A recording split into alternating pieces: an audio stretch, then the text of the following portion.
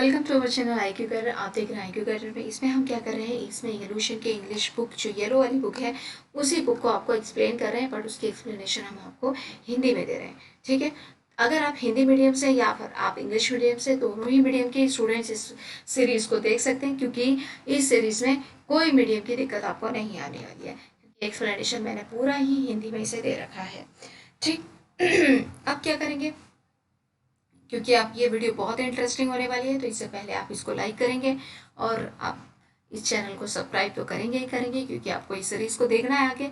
और हम वीडियो देखने के बाद अपने फ्रेंड्स के साथ शेयर भी करेंगे, ठीक है, ताकि हमारी फैमिली बड़ी हो सके, हम लोग काफ़ी ग्रो कर पाएँ और आपके लिए ऐसे ही सीरीज़ लेकर आ पाएँ। हमारे और भी बूस्टर्स आते हैं, जीके बूस्टर, फ्लूशन के कैप्सूल्स, 1000 क्वेश्चंस और भी चीज़ें आप हमारे प्लेलिस्ट को विजिट कर सकते हैं। चलिए आगे चलते हैं हमारे आज के लेक्चर की तरफ। सोलर सिस्टम में चंद्रयान 2 बेसिकली बचा था हमारा।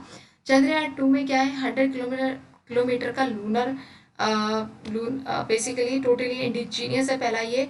इसमें ऑर्बिटर लैंडर रोवर है। अगर वहाँ पे 100 किलोमीटर लूनर ऑर्बिट में पहुँचने के बाद लैंडर क्या करेगा, रोवर को वहाँ पहुँचा देगा और फिर ऑर्बिटर से अलग हो जाएगा।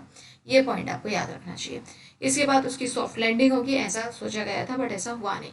ठीक है, this mission will carry 6 wheeled rover. 6 wheeled का रोवर था इसके अंदर। सेमी ऑटोनोमस था, ग्राउंड कमांड सी इंस्ट्रूमेंट था। Rover will observe the lunar surface and send back to data. इसमें ऐसे इंस्ट्रूमेंट्स लगाए गए थे जो कि वहाँ के सरफेस को, वहाँ की सॉइल को ऑब्जर्व करते और ऐसा डेटा हमें सेंड बैक कर दे। चंद्रयान 2 का वेट आप याद रख सकते हैं, 3290 किलोमीटर था, केजी था, सॉरी। एंड इसमें और क्या पॉइंट आपको याद रखना है, रिमोट सेंसिंग के लिए बहुत सारे इंस्ट्रूमेंट्स इसमें लगाए गए थे। अच्छा, रिमोट सेंसिंग में हम क्या स्टडी करते हैं, topography, mineralogy, elemental abundance, lunar exposure signature, hydroxyl and water ice. GSLV F10 के थ्रू ये गया था चंद्रयान 2 इस प्लान ड्यूरिंग 2019। इसमें मैंने बहुत फास्ट किया है, क्योंकि इससे बहुत ज़्यादा इंपॉर्टेंस इसकी अब नहीं रही है। इससे क्वेश्चन आ सकते हैं, इसलिए मैंने इसको बिल्कुल स्किप ही नहीं किया। ठीक है, आगे बढ़ते हैं। जो इंपॉर्टेंट एरिया इसे हम आराम से करेंगे। भाई मार्स क्या है, मार्स हमारा एक प्लैनेट है, ठीक है, इंटीरियर प्लैनेट है। इसमें ये आयरन रिच प्लैनेट है, रेड सोइल है, पिंकी स्काई है, इसकी वजह से इसका नाम क्या दिया गया है, रेड प्लैनेट। इसके दो हमारे सैटेलाइट्स हैं, फोपस और डेमोस। जुपिटर सबसे बड़ा प्लैनेट है सोलर सिस्टम का। जुपिटर के अंदर, जुपिटर को विंटर प्लैनेट भी कहा जाता है। इसका जो एवरेज टेम्परेचर है वो बहुत कम है। इसके बाद गैनीमेडी क्या है, एक सैटेलाइट है जुपिटर का, जो सबसे बड़ा सैटेलाइट कंसिडर किया जाता है हमारे सोलर सिस्टम का। सबसे बड़ा सैटेलाइट कौन सा है सोलर सिस्टम का, गैनीमेडी। किसका सैटेलाइट है, जुपिटर का। जुपिटर सबसे बड़ा प्लैनेट भी है, उसका सैटेलाइट भी सबसे बड़ा है। इसे विंटर प्लैनेट कहते हैं, क्योंकि यहाँ का टेम्परेचर बहुत कम होता है। बहुत छोटे छोटे से पॉइंट्स है, बस आपको याद करने हैं। Saturn is the second largest planet, second largest planet है। क्या इसका ये वाला पॉइंट बहुत इंपॉर्टेंट है, ये कई बार पूछा गया है। ब्राइट कॉन्सेंट्रिक रिंग्स इसमें होती हैं। तो ब्राइट कॉन्सेंट्रिक रिंग्स का क्या मतलब है, जैसे कि अगर हमें ये सैटर्न है, तो इसमें कुछ इस तरीके की रिंग्स इसके चारों तरफ सराउंड करती हैं, समझ रहे हो आप, कुछ इस तरीके से। ठीक है, ये जो रिंग्स हैं वो किसकी, आइस की बनी होती हैं, वो ब्राइट कलर की होती हैं, क्योंकि वही आइस है वाइट कलर होगा, सारी की सारी लाइट वो रिफ्लेक्ट कर देंगे, तो वो क्या कैसे लगेंगी, ब्राइट ब्राइट कलर में लगेगी। टाइटन जो होता है इसका largest satellite of the Saturn है। ठीक है, आगे बढ़े। आगे यूरेनस की बात करते हैं। Uranus is about 4 times size है, किसका, अर्थ का 4 टाइम्स साइज है। दिस प्लैनेट अपेयर ग्रीनिश, ये किस कलर का दिखता है, ग्रीनिश कलर का दिखता है। Colour because of the methane gas, किसकी वजह से दिखता है यूरेनस ग्रीन कलर का, मेथेन गैस की वजह से। यहाँ का जो एटमॉस्फेयर है उसमें मेथेन गैस प्रेजेंट है। यूरेनस वॉज डिस्कवर इन 1781 में यह डिस्कवरी हुआ था, किसके द्वारा, सर विलियम हार्शल के द्वारा। सर विलियम हार्शल के द्वारा यूरेनस को 1781 में डिस्कवर किया गया। इतनी पॉइंट आपको याद रहेगी, बिल्कुल रहेगी। Uranus is the seventh planet है फ्रॉम द सन, सन से सेवेंथ प्लैनेट ये। Uranus is the first planet to have discovered by the use of the telescope, telescope से पहला ऐसा प्लैनेट है जो डिस्कवर हुआ। Uranus is the third biggest planet of the solar system. ये दोनों ही पॉइंट आपके लिए याद है। और ये वाला पॉइंट भी बहुत इंपॉर्टेंट है, कई बार ये पॉइंट आपको पूछा गया है, ठीक है। Uranus is extremely cold, cold होता है, इसमें 13 रिंग्स हैं, इसका टेम्परेचर बहुत कम है, ठीक है। Uranus rotate from the east to west, ये वाला पॉइंट क्यों दिया है, ये वाला पॉइंट एक जगह और पढ़ा है हमने, किसमें पढ़ा है, वीनस में, किसमें पढ़ा है, वीनस, जिसे आप शुक्र कहते हैं हिंदी में शायद, शुक्र, ठीक है, वीनस, वीनस में हमने भी पढ़ा है क्योंकि ये anti clock sorry clock wise चलते हैं और बाकी जो प्लैनेट्स वो एंटी क्लॉक वाइज चलते हैं, ठीक है। वीनस के बारे में, सॉरी यहाँ पे भी दे रखा है वीनस को, तो यहाँ पे भी आप देख सकते हो वीनस की तरह ही इसका भी क्लॉकवाइज रोटेशन होता है। ये इंपॉर्टेंट पॉइंट है, विलियम हार्शल वाला इंपॉर्टेंट है, टेलीस्कोप वाला इंपॉर्टेंट है, ये ऐसे पॉइंट्स हैं जो बार बार आपसे पूछे जाते हैं। The axis of Uranus has a largest inclination, इसका जो एक्सिस है वो लार्जेस्ट इंक्लिनेशन है, सबसे ज़्यादा इंक्लाइंड है, इसकी वजह से क्या लगता है ये लेइंग डाउन, मतलब जैसे कि वो लेटा हुआ प्लैनेट है। It has a planet on it's side, इसका नाम भी दिया गया है इसकी वजह से, प्लैनेट ऑन इट्स साइड, ठीक। क्या बचा हमारा लास्ट प्लैनेट बचा है जो कि है नेपच्यून। नेपच्यून क्या है भाई, 8 प्लैनेट है सोलर सिस्टम का। The temperature on the surface of Neptune remains low. Neptune is very similar to Uranus, Uranus की तरह ही है, can be considered twin, Neptune और यूरेनस ट्विन कंसिडर किए जा सकते हैं। Neptune is surrounded by the methane rings, methane gas किसमें, यूरेनस में पाई की जाती थी, एटमॉस्फेयर में, याद है ना, यूरेनस में, उसकी इसकी वजह से ग्रीन कलर उसमें है ना, पढ़ा था हमने। यहाँ पे मेथेन गैस के रिंग्स मिलती हैं ऑफ सब जीरो टेम्परेचर, बहुत ही कम टेम्परेचर में। प्लेटो इज नॉट ए प्लैनेट, अब प्लेटो के बारे में हम पढ़ेंगे, प्लेटो क्या है, Pluto is not a planet. On the basis of the new definition planet given by the IAU, क्या है इसकी full form, international astronomical union, sorry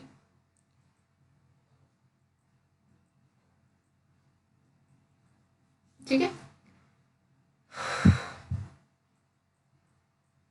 okay चलिए आप इस पॉइंट को हम यहाँ पे, इसका फुल फॉर्म क्या है, international astronomical union, the world's toppest institution on the space science research, leading astronomer participating in astronomical international astronomical union meets at the Prague, Prague कहाँ पर है, सेज रिपब्लिक में, 2016 में एक इंटरनेशनल एस्ट्रोनॉमिकल यूनियन की एक मीटिंग हुई, ऐसे याद रखना है आपको, 2006 में हुई। उसमें क्या बोला गया कि एक नई प्लैनेट्स की डेफिनेशन दी गई, उसकी वजह से प्लेटो को क्या कर दिया गया, एक ड्वार्फ प्लैनेट की कैटेगरी में रख दिया गया। आगे बढ़ते हैं। Under the astronomical International Astronomical Union new guidelines, the number of planets in solar system has been reduced from 9 to 8. अब 8 ही बचे, पहले 9 थे। Its merits mentioning here that prior to this decision, Plato had been holding the planetary status since its discovery by 1930 by Clyde Tombaugh. ये point भी आपको याद रखना है, किसके द्वारा ये डिस्कवर किया गया था, कब से नहीं माना जाता, 2006 से, कब से नहीं माना जाता, 2006 से, ये भी याद रखना, 2006 से, ठीक, ओके, इतने बात पॉइंट याद हुए। अच्छा, उसके बाद नेक्स्ट पॉइंट, नेक्स्ट क्या है, now the omission of the planet from the solar system is members have been restricted, classical 8 planet, sorry namely Mercury, Venus, Earth, Mars, मतलब अब सिर्फ यही प्लैनेट आपके बचे हैं, ठीक, ओके आगे बढ़े। आगे बढ़ने से पहले, weeks after it's demoted to a subplanetary status, Plato was given a new name, reflected its new status as a dwarf planet in September 2006. The former 9th planet was assigned the asteroid number 134134 by the Minor Planet Center, the official organization responsible for the collecting data about the asteroids and comets in solar system, ठीक है, ये official asteroid और comets के बारे में ये responsible है official data देने के लिए, ठीक। प्लेटोज कंपेनियन सैटेलाइट, इसका जो सैटेलाइट है वो चेरॉन है। प्लेटोज लार्जेस्ट मून है ये, Nix Hydra are consider part of the same system, ये भी निक्सा और हाइड्रा भी इसके पार्ट इसी के, मगर सबसे बड़ा कौन सा है, चेरॉन है, ठीक है। And will not be assigned separate asteroid numbers, इस एस्ट्रॉइड नंबर इनके सेपरेटली असाइन नहीं किए गए हैं, they will be called an 134 1341, मतलब इनके अलग अलग नाम नहीं दिए गए हैं, ये इस नाम से जाना जाता है, Before losing its planetary status on the 24th August 2006, Plato was outermost planet of a system. Plato was outermost planet of solar system, मतलब सबसे बाहरी प्लेनेट इसे कंसिडर किया जाता था। अब पढ़ेंगे एस्ट्रॉइड के बारे में, एस्ट्रॉइड और कॉमेट्स के बारे में। एस्ट्रॉइड के बारे में सबसे पहले पढ़ेंगे। एस्ट्रॉइड्स क्या हैं? इन्हें माइनर प्लैनेट के नाम से जाना जाता है। क्या माना जाता है? Minor planets. They are object that revolve around the sun. ये भी ऑब्जेक्ट्स हैं जो सन के अराउंड ही, ये किसी प्लैनेट के अराउंड नहीं घूम रहे हैं, ये भी सन के अराउंड घूम रहे हैं, बट ये बहुत छोटे हैं, बहुत स्मॉल हैं। ठीक है। They are mostly found between the orbits of Mars and Jupiter. ये किसके मोस्टली कहाँ पाए जाते हैं? मार्स और जुपिटर के बीच में। There are a belt of debris, एक पत्थरों की एक बेल्ट है which fail to assemble into planets, जो फेल हो गई है असेंबल होने में एक प्लैनेट के, एंड कीप्स ऑन रिवॉल्विंग, और लगातार वो रिवॉल्व हो रही है around the sun. This has come to be called as asteroid belt. ये वाली पॉइंट आपको याद रखनी है। ठीक है। 5000 एस्ट्रॉइड से भी ज़्यादा यहाँ पर आइडेंटिफाई किए गए। एस्ट्रॉइड्स में भी स्फेरिकल हो सकते हैं, एलंगोटेड हो सकते हैं, रेगुलर हो सकते हैं। ठीक है। All asteroid rotate on their axis every 5 to 20 hours. Certain asteroid में भी सैटेलाइट्स। ट्रोजन एस्ट्रॉइड के बारे में हम पढ़ेंगे। ट्रोजन एस्ट्रॉइड क्या है? Are found in 2 clouds, 2 clouds में पाया जाता है। Moving in the orbit of Jupiter, कहाँ पे? Orbit of Jupiter, one moving ahead of it and other moving behind of it. Trojan asteroid एक ऐसे एस्ट्रॉइड का नाम है जिसमें 2 क्लाउड्स हैं, उसके आगे और पीछे। वो कहाँ पर पाया जाता है? ऑर्बिट ऑफ जुपिटर, जुपिटर की ऑर्बिट में। ठीक, इतनी बात याद रखेंगे। Scientists believe that these asteroids occupy a place where a planet could have existed, but was prevented from its formation by disruptive gravitational force of the nearby giant planet Jupiter. ये बोलते हैं, scientist कहते हैं कि asteroid occupy एक place को occupy करते हैं where a planet could have been exist, मतलब कि जहाँ पर एस्ट्रॉइड्स हैं वहाँ पे एक प्लैनेट हो सकता था, क्योंकि उनके ग्रेविटेशनल फोर्स का डिसरप्शन हुआ, उनका फॉर्मेशन नहीं हो पाया, इस वजह से कोई जाइंट प्लैनेट नहीं बन पाया जुपिटर की वजह से। क्यों? क्योंकि जुपिटर का इतना ज़्यादा ग्रेविटेशनल फोर्स था, इतना ह्यूज जुपिटर का ग्रेविटेशनल फोर्स है कि वो उसको अट्रैक्ट करता है, और अट्रैक्शन की वजह से वो असेंबल नहीं हो पाते। ठीक, आगे बढ़े। Meteoroids and meteors and meteoroids पढ़ेंगे। Meteors and meteoroids are called the shooting stars, इन्हें शूटिंग स्टार्स भी बोला जाता है। ये पॉइंट इंपॉर्टेंट है, याद रखेंगे आप लोग। Meteoroids are fragments of the rocks, rock के फ्रेगमेंट्स हैं, टूटे फूटे पत्थर। ठीक है। Coming towards the earth, earth की तरफ आते हैं। Form due to the collision of the asteroids, asteroid से कोलिजन की वजह से, मतलब एस्ट्रॉइड आपस में कोल्यूड होते हैं, इसकी वजह से छोटे छोटे पत्थर जो होते हैं इनसे टूट जाते हैं, और कभी कभी हमारे अर्थ की तरफ ये आ भी जाते हैं, और जो बचा कुचा टुकड़ा अर्थ की तरफ आता है उसे मेट्रॉइड्स बोला जाता है, बाकी को मेटोर्स बोला जाता है। Meteors are usually small. ठीक है। And due to the heat produce by air resistance, air resistance की वजह से जो हीट प्रोड्यूस होती है, burn up before they reach the earth surface, earth की तरफ आने से पहले ये खत्म हो जाते हैं। व्हेन मेट्रॉइड्स आर लार्ज, अगर ये बड़े हैं, डोंट बर्न अप और complete, they land on the earth surface, earth पर ये लैंड हो जाते हैं, तो उन्हें मेट्रॉइड्स बोला जाता है। ठीक। All meteoroids are believed to be originated in the asteroid belt where a sudden collision में send them towards the earth, earth gravity attracts them towards the its surface. ठीक है। अर्थ की जो ग्रेविटेशन है उसे क्योंकि कोलिजन होता है उनसे टूटते हैं, और अर्थ का ग्रेविटेशनल फोर्स उन्हें अपनी तरफ खींच लेता है। अब हमारा बचा है कॉमेट्स। कॉमेट्स भी बहुत इंपॉर्टेंट है, इनके बारे में पढ़ते हैं। Visitor of the solar system, comets the name derived from the Latin words stella cometa, stella cometa के नाम से इस कॉमेट्स का नाम दिया गया। और स्टेला कोमेटा का मतलब क्या है? हेयरी स्टार, ऐसे स्टार जिनके हेयर्स हैं, are among the most spectacular and the unpredictable body solar system. इन्हें बहुत स्पेक्टुलर और अनप्रेडिक्टेबल ऐसा माना जाता है कि ये कैसे प्रेजेंट है सोलर सिस्टम में, इनका एक अनप्रेडिक्शन होता है। Comets move around the sun, सन के अराउंड रेगुलर ऑर्बिट में कॉमेट्स और क्या कर रहे हैं हमारे क्या कर रहे हैं? मूव कर रहे हैं। आर एलोंगेटेड इक्लिप्सिस, मतलब इक्लिप्स में, एंड टेक्स देम हंड्रेड्स, और बहुत सारे hundreds and sometimes even thousands of year to complete one revolution, मतलब कि ये इलिप्टिकल फॉर्म में वो कर रहे हैं।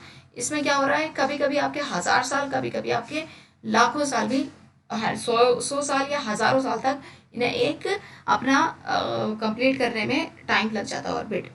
Comets are made of the frozen gases, frozen gas के बने होते हैं, विच होल्ड टुगेदर, जो उन्हें एक साथ जोड़ के रखती है। मेटेलिक मिनरल्स के बने होते हैं। Comets become visible only when it towards travel close to sun. ये कब दिखाई देते हैं, कब दिखाई देते हैं, जब ये क्लोज होते हैं सन के। It's ice melt and gas and dust is sweat back. इसकी जो आइस होती है वो मेल्ट होने लगती है और इनकी जो डस्ट होती है वो पीछे इनके रह जाती है। इसकी वजह से इनकी एक टैल बनती है, ठीक है। इसी वजह से इन्हें हेयरी स्टार्स बोलते हैं, ठीक है। पॉइंट समझ में आया। The tail always points away from the sun. Sun से दूर होती है वो टेल, जो होगी वो हमेशा सन से दूर होगी, मतलब दूसरे साइड में होगी। So when it's travelling away from the sun it lead by the its tail. जब वो अलग इससे दूर हो रही होती है तो ये हमेशा क्या होती है, एक टेल को अपने साथ लेकर जाती है।